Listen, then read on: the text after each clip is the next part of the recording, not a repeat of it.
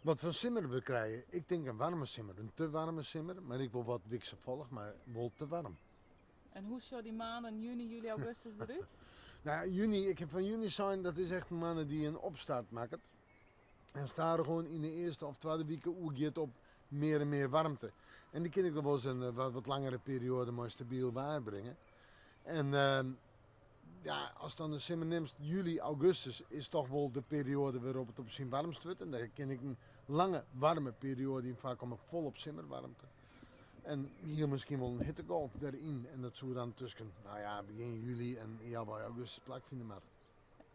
Maar te warm in elk geval. Ja, heger als de gewone normale temperatuur. Ik denk zo tussen een hele en oorlgraden warm. Maar het doet, ik wil wel een simmer die wisselvallig is. En dan heb ik het door op wisseling. We moeten leren leven, maar soms pittige buien, zwieren buien. Die zullen er voor zorgen dat die simmer te wierd wordt. Maar er binnen toch 1 of 2 flinke droege perioden. En ik denk dat we vaker eens even naar het stromen kunnen. Waar has deze beslissing op gebaseerd? Ja, net op de computermodel, want die hebben al hier een koude simmer aan.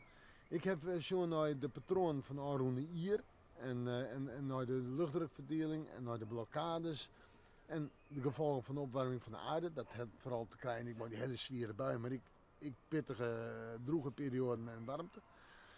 En het verliezen is even wat mooi naam bij hem. Wat docht de maaitijd, wat docht de winter, wat van simmer komt erachteraan. En zo ga ik hem maken. Maar ik ga hem uiteindelijk aan het begin van het hier al van het grootste pad opmaken. Ja. Ken dat saboteerd?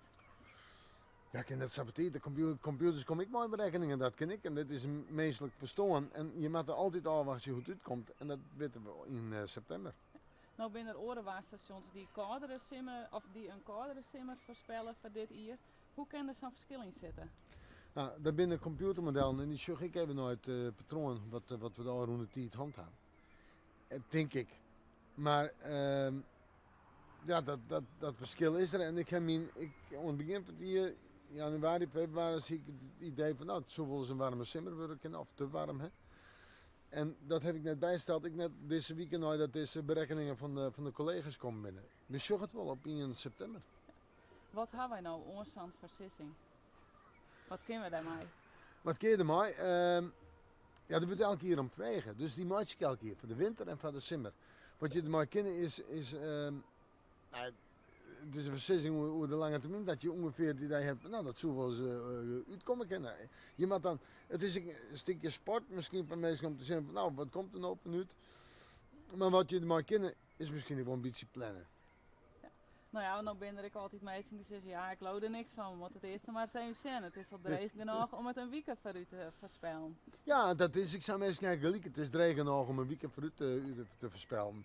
En je moet het eerst nog zien. Maar het is van mij, ik natuurlijk, ik heb een serieus een heel stuk puzzelwerk om mijn hand. En ik serieus aanpakt om zo'n verwachting dat te zetten. Je doet net samen iets.